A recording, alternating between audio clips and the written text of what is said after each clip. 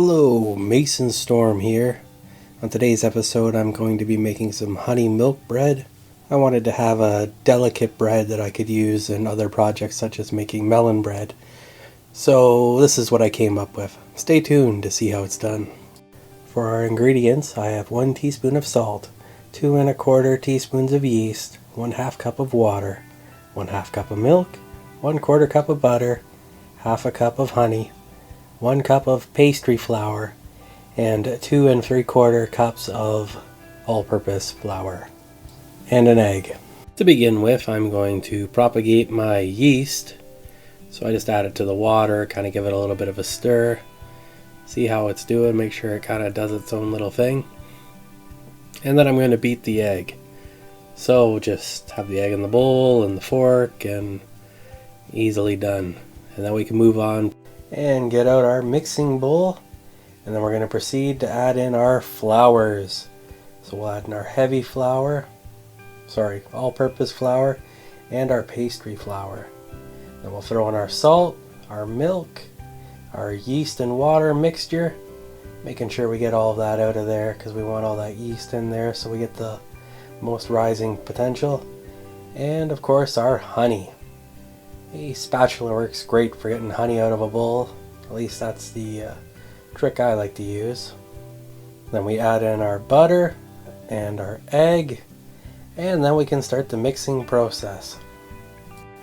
Your dough is likely to look a little bit different than mine at this point.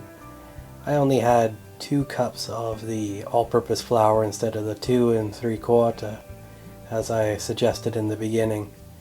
And the reason why I suggest that is I ended up having to add a lot of flour to get my dough to be dry enough that I could actually manipulate it with my hands without it sticking everywhere, which you'll see in a second when I'm kneading the dough because it's kind of ridiculous.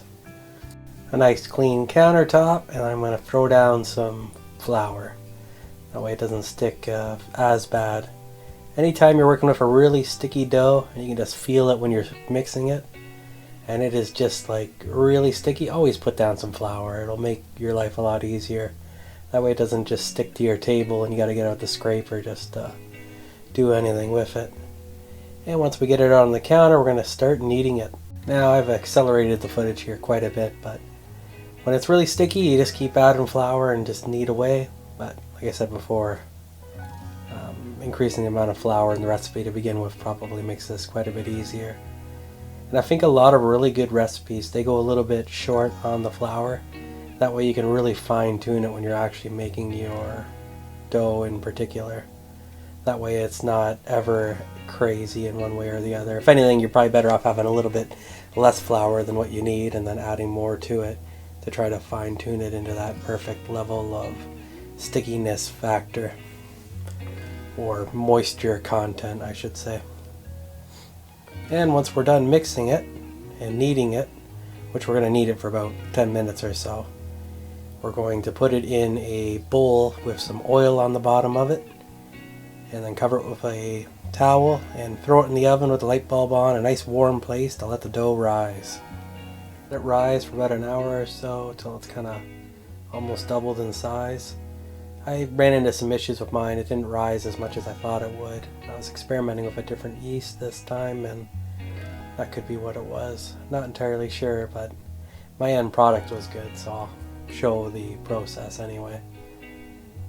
So I got my pan out here, and I'm just going to butter it up so that it's nice and non-stick, so that the bread will be able to separate at the end.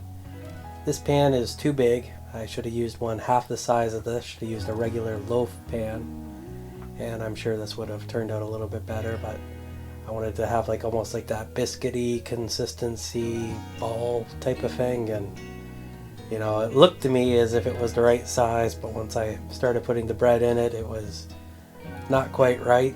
But because I've already buttered the pan, the only thing I could do was commit further and continue on with the process. This dough has a very interesting feel to it. I think it's the pastry flour that's in there, and I thought it was kind of interesting.